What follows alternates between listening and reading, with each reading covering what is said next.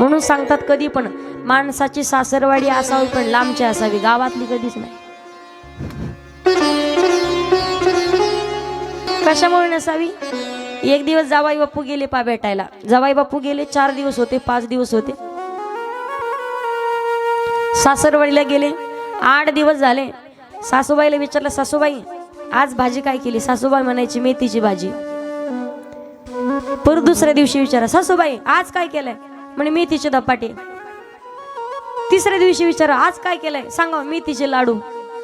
चौथ्या दिवशी विचारलं, सासूबाई आज काय केलंय? म्हणे मेथीची सुकी भाजी केली, मेथीचीच पातळ भाजी केली, मेथीची चपात्या.